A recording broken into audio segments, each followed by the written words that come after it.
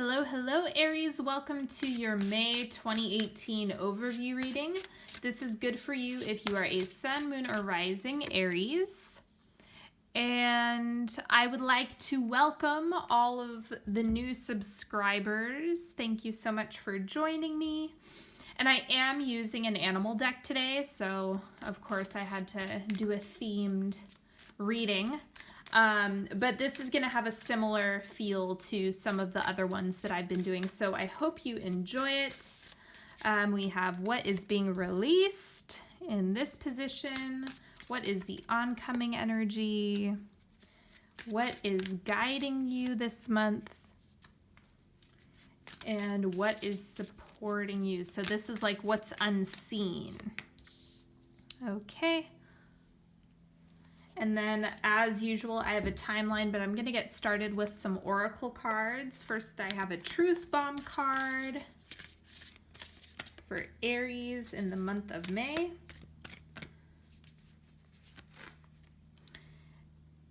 Admit to the hell of it, then comes change. Okay, so this is kind of like taking the good with the bad is the immediate thing that I got is what kind of problems do you want to have? Do you have good problems? Do you have problems that you're fortunate to have? Or is it something that you're really resisting? That's going to give you a lot of information in terms of, you know, what exactly is going on for you and whether or not you are heading in the right direction and all of that good stuff. So I'm just pulling the timeline as usual for you guys. And then, let's see. I have a few other things that I'm going to be doing. Okay, so here's another affirmation card for Aries this month. Let's see what's coming through. Follow your heart. I'm always rewarded when I follow my heart. I trust that the GPS in my heart knows all the best routes. And when it seems like it's taking too long to get where I want, I know that's because there's some cool, weird stuff to see along the way. Okay, so pay attention to what's going on internally. Pay attention to what's going on emotionally. And that's going to give you some really great insight as to what it is that you should be doing when it comes to decision making. I am going to pull a couple of relationship cards, but I'll save these for the end. So then we have for you, if you are in a relationship, and for those of you, if you are not in a relationship, if you are looking for love, this is for you. Okay, so for Aries, the central energy this month is the star, peace, healing, resolution, getting to where you're needed. And I think this is why follow your heart is coming up, because this is like your, regardless of the hiccups, regardless of the baggage that's coming up, regardless of the obstacles, you're ultimately heading in the right direction. So you can really trust that it's like the challenges that are coming up for you are opportunities to heal and grow and expand. And I know that a lot of you, because you do have Chiron moving into Aries in April, so that's going to be shaking things up quite a bit. So if you have a lot of cardinal energy, all of that stuff, I would turn to astrology. This is telling me that if you are into that, it could give you some insight as to what's going on. So this is a big trust card. Every time I see the star, it's a positive omen, and in the same breath, it can be frustrating because you don't see everything right away. This is what you are releasing this month. You have Cobra. This is waiting. This is patience. You know how like cobras, they hover and they wait to strike? This is what's shifting out of your space. So when you're going through this month, it's going to be where you've had a time of contemplation, figuring out what exactly you have going on, and then you're going to strike. So this is moving out. You've done enough waiting. You've done enough contemplating. Now it's time to take action in May. This is a really good season for you to do. Okay, don't wait. Cobra is saying, okay, you did that, and that helped you kind of integrate your ideas. Now you're shifting that out. The oncoming energy, you have the frog. So this is all of that healing. It's like you're being, all of your obstacles are being shifted away. You're being rejuvenated. You have a lot of things being cleansed and healed. And that is through motion. So once you start getting the ball rolling, you're going to see a lot of things falling into place. A lot of things are going to be coming to a head to be resolved. This looks really, really good because this was necessary in order for you to get to the point of healing. Now this is what's guiding you. So this is what you can kind of look to. You can even use this animal as like a totem this month if you want. We have fire ant. So the thing with this card is that this is a little bit more impulsive, which that's what Aries is known for. So this is kind of a warning. This is something that can guide you, but it can also come back and bite you. So make sure that you are either reflecting with someone else, like, hey, does this sound right to you? Just so you can hear your own plan. Don't be too rash. You want to take action, but you don't want to be overly impulsive. That's what this is saying. It's just reminding you, hey, you're going to be doing a lot of work in May. You're going to be doing a lot of growing and healing and expanding, and things are going to be changing a lot. And in the same breath, you don't want to bite off more than you can chew. I think that that's what the risk is. So make sure that you, the fire ant is coming up because it's saying like the fire ants have a plan. They have a structure. They have things that they need to get done, and there's a method to the madness. Make sure that you're using that as a model for yourself. And then this is what's going on behind the scenes. This is what's supporting you underneath in the subconscious. We have dragon. So this is your solar plexus. And right here in your diaphragm, this is where you take action. This is having power and autonomy over the decisions that you're making. So you can trust that you are powerful, especially in May. It looks like you're going to be really, really fired up this month. And this is where you're able to cultivate the things that you want, is through action, through drive, through motivation. Okay, so I'm going to go ahead. I'm going to clarify the fire ant card just to see what exactly is going on there.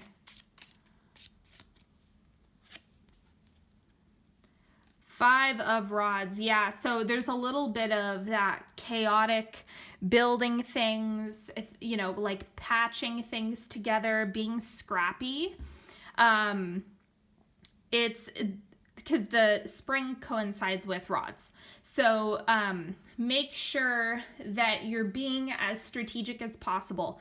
I'm getting a hit that it's going to be really good for you if you have Virgo friends, if you have Capricorn friends or Taurus friends. Earth signs are good for you because they're going to be able to model a little bit more of that structure. And if you can do that, then it's going to help kind of ground out the impulsivity, give you a little bit more structure. That way you can model the fire ant a little bit more. You have the power, you have all of this behind you. So you don't need to worry about motivation. You're going to have plenty of that in May. This is about making sure you're not overdoing it, you're not being too impulsive, and you're being mindful with what exactly your strategy is for getting the things that you want. The star is reminding you that you're not going to screw up, like you're not going to do anything that's horrible. It's just about being mindful of your approach. Now, for the timeline, for the first quarter, we have 9 of Wands. This is that, you know, starting off the month with a bang. Like just hustle, hustle, hustle, getting started, doing the things that you want, charging ahead as Aries knows how to do. And with this, it's going to be a good time to initiate. At the beginning of May, you know, even though Aries season is already closed by that time, you still are kind of in the wake of that intensity of the season. And so it's going to be more work oriented as you shift into Taurus time. But with that, you still have the motivation rolling. So make sure you cling to this as much as you can. Take time to really hammer down those habits and the day-to-day actions that are going to push you where you want to go.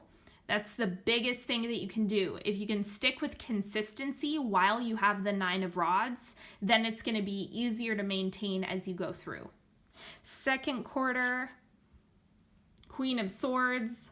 Listen to yourself. Well, this is kind of like the Queen of Swords is quick to tell people to screw off if she doesn't like their ideas.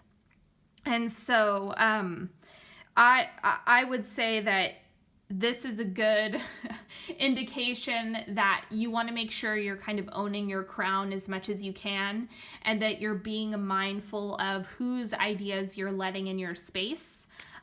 Just like I said, you want people to reflect with you, and you want to be able to tap into that, but make sure that you are just being aware of who you're going to reflect with. I'm going to clarify the Queen of Swords as well. Okay, so you have the 9 of Cups. No, 4 of Cups. 4 of Cups. Again, it's that like turning down an offer, right? It's like, oh, I have all of this, all of these ideas to share with you. I have all of these suggestions to make. It's okay to turn those down. It's okay to not like somebody else's ideas and to just kind of want to go to the beat of your own drum. That's totally fine. You don't have to justify that to anyone, and you don't owe anyone any explanation as to why. So it's just about listening to yourself this month. Just reflect back so that you make sure you're not biting off more than you can chew. Again, that's the missing piece. It is about balance. It's about finding the middle ground there. Third quarter, we have 10 of Cups, celebration, harmony, things coming together in the ideal circumstances. This is the card that you want to see come up in terms of like success, having a good time with family and friends, celebration. All of this looks good. So it's like this has payoff.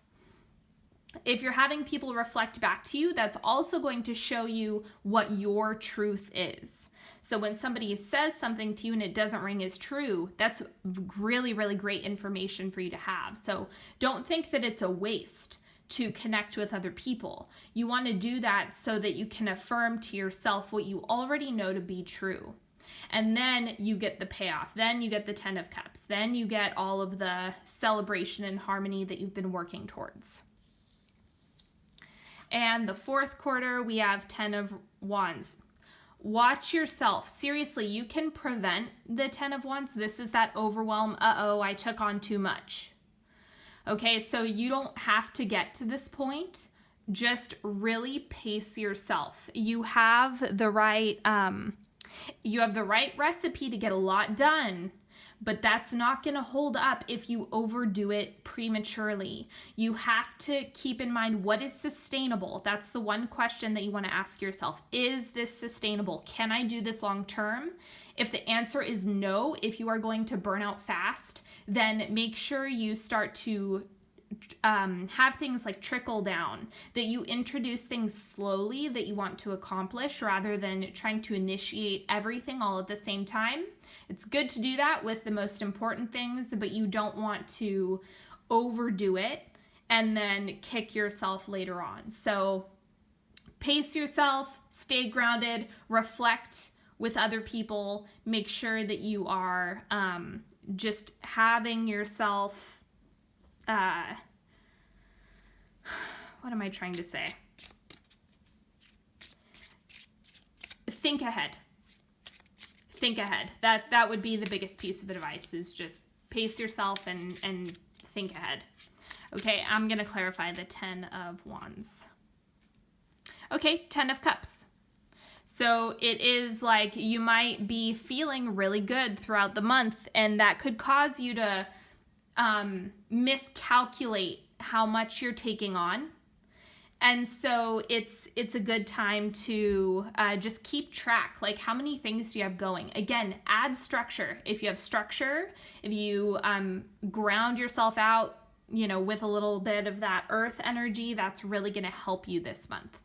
Okay, so this could be a result of, wow, I feel so great. I'm just going to do everything all at the same time, and then you're going to crash. So just pay attention to yourself, pay attention to your body, pay attention to what your body is telling you. So you want to listen to the physical, and that's going to give you a lot of information around the emotional and your experience externally.